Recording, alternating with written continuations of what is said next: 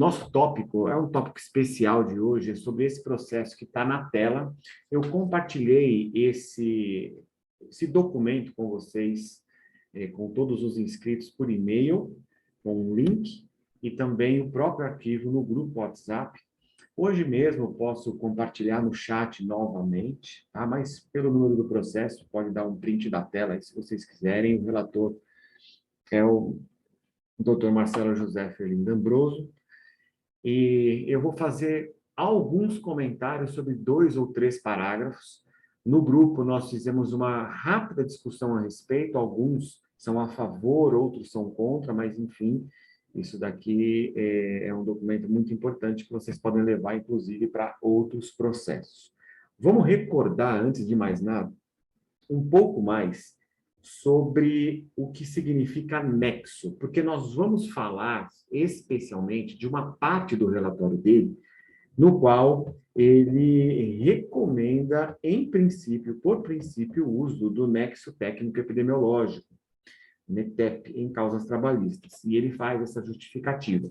Mas, antes de mais nada, já relacionando, inclusive com a classificação internacional de funcionalidade, eu quero fazer uma breve recordação junto com vocês.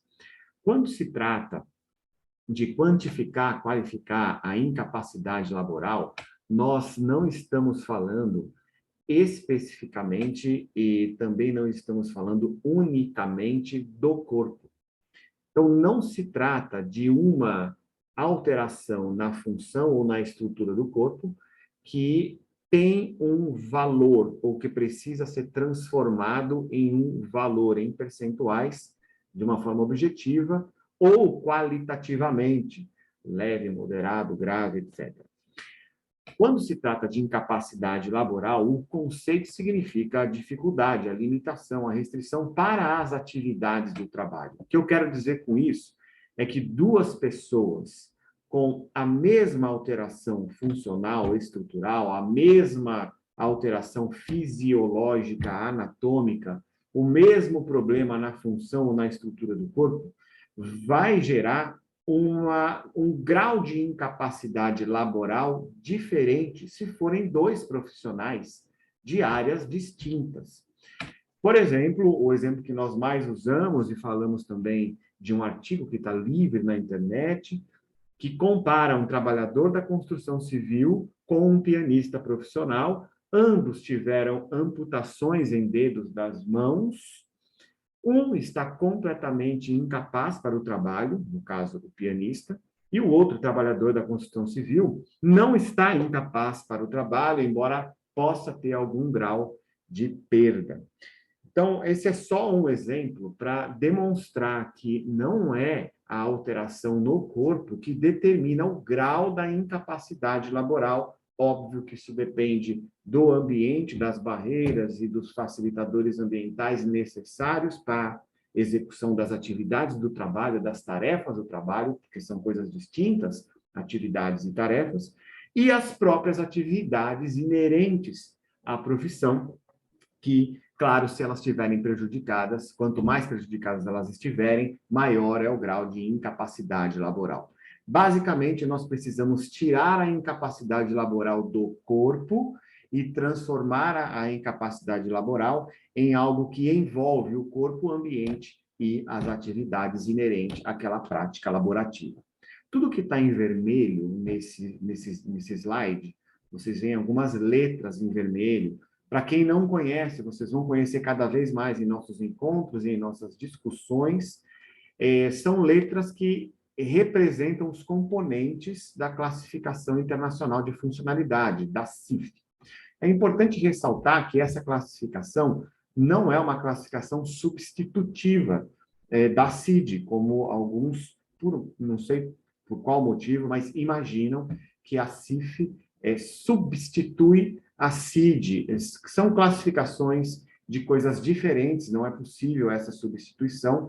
O fato que é verdade é que os profissionais, os assistentes técnicos, os peritos, podem usar as 2 classificações, e eu me arrisco a dizer aqui, obviamente, que eles devem usar as 2 classificações e não meramente a CID, justamente porque 2, 3, 4, 10 pessoas com o mesmo código da CID têm diferentes condições de funcionalidade que só podem ser descritas com a CIF. Portanto, esse uso conjunto é necessário, ela está disponível, ela é regulamentada, algumas pessoas acham que não, os seus componentes, a avaliação biopsicossocial no Brasil é cada vez mais estruturante das nossas políticas e dos nossos sistemas de seguridade social, de compensação, etc., inclusive também na área da saúde, claro. Então, sim, você deve, você que é assistente técnico, você que é perito, usar a classificação internacional de funcionalidade. Então, essas letras que aparecem em vermelho, B, S, D e E, são os componentes da CIF. B e S representam a primeira letra em inglês daquele componente da CIF, aí é o body functions, funções do corpo, e structures, o B e o S, funções e estruturas do corpo. E a letra D e a letra E representam domain, domínio, o que é na CIF, atividades humanas e participação social, e o E de environment, de ambiente. Então, o que eu quero dizer com esse slide? Que com a CIF seria possível criar um modelo de calibração onde se pudesse estabelecer o percentual de perda nas funções e estruturas do corpo de um lado e o percentual de perda nas atividades e na participação social do outro, no D. Reparem que o E, fatores ambientais, é algo que está fora do corpo. Então, isso atua como um facilitador, melhorando o desempenho humano, ou barreira, piorando o desempenho humano. Então, embora isso tenha influência no corpo, influência na funcionalidade, não é algo inerente, parte do corpo. Isso é uma lista complementar e, quem sabe, a mais importante da CIF, porque é ela quem determina muitas coisas em relação aos seus resultados finais. Mas a parte principal da CIF, obviamente, é o D, atividade e participação, e quando se trata de incapacidade laboral, que é o nosso ponto principal aqui, é disso que nós estamos falando. Quando nós colocamos a SUSEP em xeque, nós fazemos isso justamente por causa deste exato problema. Qual é o problema da SUSEP? O problema da SUSEP é que ela foca apenas nisso aqui, ó, me perdoe meu mouse. Ela foca apenas nisso. Será que eu consigo colocar uma luzinha aqui? Talvez. Ah, consegui. Então, ela foca apenas no corpo. E se ela foca apenas no corpo, que acontece também com baremos europeus, nós não conseguimos qualificar e quantificar a incapacidade laboral, porque a incapacidade laboral está do outro lado. Duas pessoas com o mesmo problema nas funções e estruturas do corpo terão graus de incapacidade diferentes. Então, veja que a CIF consegue estabelecer essas diferenças de forma descritiva, de forma conceitual, de forma com o seu raciocínio, que vem a partir do modelo biopsicossocial. Então, ela não é focada no corpo. O corpo é uma informação importante, claro, lógico, mas o grau de perda precisa se concentrar na incapacidade laboral, o que a tabela da SUSEP não faz. Ok. Dito isso, isso daqui são apenas lembranças, eu posso passar para o próximo slide, que vai para o ponto que é o nosso ponto hoje, né? É a questão do nexo. O nexo precede tudo isso que nós estamos falando. Por que precede? Eu estou imaginando, e aqui colocando uma hipótese, de uma causa trabalhista, onde você tem um reclamante de um lado, ou uma reclamada do outro lado, e essas partes estão em conflito.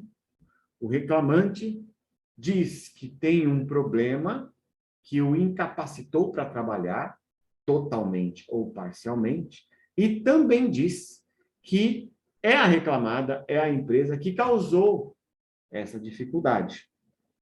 Portanto, essa pessoa está clamando por uma indenização, por uma pensão, por uma recompensa financeira que possa suprir esse problema causado pela reclamada. Essa que é a ideia. A reclamada se defende, o reclamante ataca.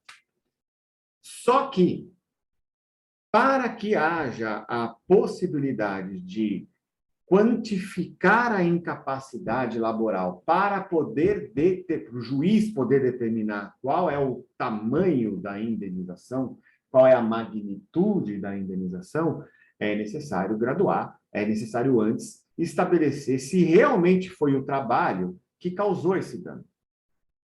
Então, a gente chama isso de nexo. Ok? Então, eu escrevi ali na linguagem da CIF, que é o interesse que eu tenho, que vocês entrem nessa linguagem. Então, eu estou dizendo o trabalho, e aqui o trabalho deveria estar com letra maiúscula. Me perdoe, vamos corrigir já imediatamente. Joia. O trabalho causou o problema no corpo, tá vendo? Body structures. O trabalho causou o problema na função e na estrutura do corpo, ou em ambos. O problema fisiológico ou anatômico, que agora incapacita parcial ou totalmente o indivíduo para o trabalho. E quando eu digo o trabalho, eu estou falando das atividades do trabalho. Por consequência, também vai limitar as tarefas, ou seja, a pessoa não consegue trabalhar. Bom, se o trabalho é o único causador disso, então, nós chamamos o nexo de nexo causal. O nexo pode ser dividido e classificado, certo? O nexo pode ser causal, quando o trabalho é o único causador, ou ele pode ser concausal, quando ele não é o único causador. Existe uma outra causa que também impacta, vamos supor, que o trabalhador trabalha em uma indústria, uma montadora de veículos. Então, por um lado, o trabalho causou o problema no ombro, por outro lado, ele também fazia atividade física sem acompanhamento, etc. E aí, essa atividade física também piorou o ombro. Então, a gente chama isso de nexo concausal. Existem outras causas. Essa concausa ainda pode ser classificada de acordo com o período em que ela apareceu, né? Ou nessa relação trabalho ou a outra causa. Então, a concausa pode ser pré-existente, já existia antes, concorrente, foi ao mesmo tempo superveniente. Nosso foco não é estudar sobre nexo. Eu quero deixar claro que para que se tenha a necessidade de qualificar e quantificar a incapacidade laboral, antes é necessário estabelecer a ligação. Foi realmente o trabalho o culpado por essa lesão? Culpado totalmente ou culpado parcialmente? Se sim, então, a partir daí, damos os próximos passos. Porém, estabelecer o nexo é um trabalho que exige conhecimento técnico das atividades do trabalho, conhecimento de fisiologia, de anatomia, de movimento humano, depende de qual é o problema que você está falando, pode ser um problema também de saúde, de ordem de saúde mental, etc. Então, é necessária uma avaliação detalhada, uma perícia, por isso que as partes têm os seus assistentes técnicos, é por isso que existe o perito, quer dizer, estabelecer o nexo é uma coisa, né, é a mais importante de todas. O que diz esse documento que nós estamos estudando?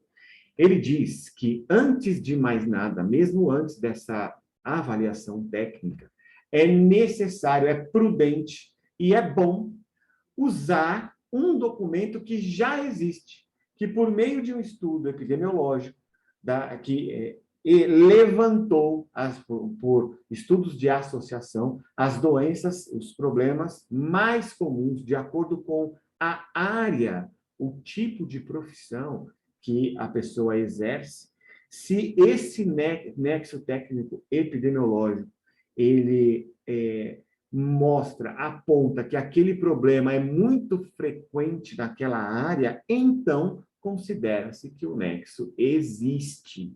independente de qualquer avaliação técnica. Quem diz isso é o nosso documento, que eu vou ler daqui a pouco.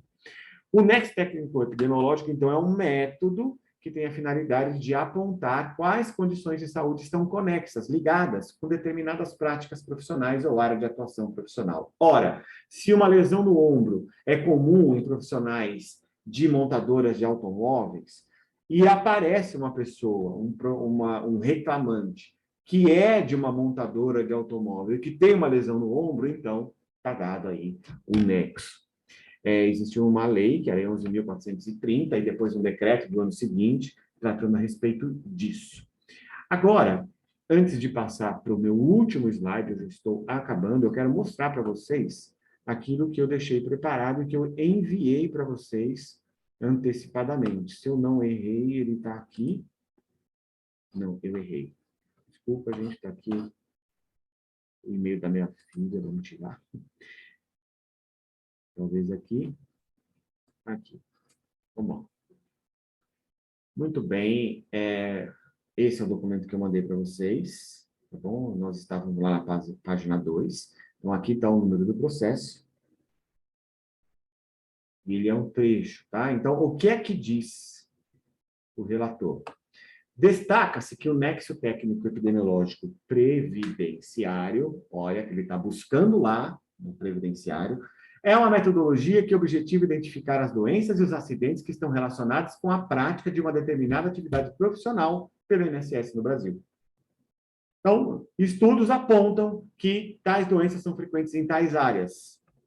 Desse modo, com a presença do nexo técnico epidemiológico, do NTEP, como vocês quiserem chamar, significa que há uma relação estatística entre a doença e a lesão, e o setor de atividade econômica do trabalhador, de modo que o nexo epidemiológico determinará automaticamente que se trata de um benefício acidentário e não de um benefício previdenciário normal. Ok, ele está aí apenas contando um fato, puxando lá da Previdência. E olha o que ele diz na sequência. Destarte, com a adoção dessa metodologia, é a empresa que deverá provar que a doença ou acidente de trabalho não foi causada pela atividade desenvolvida pelo trabalhador. Ou seja, o ônus da prova passa a ser do empregador e não mais do empregado.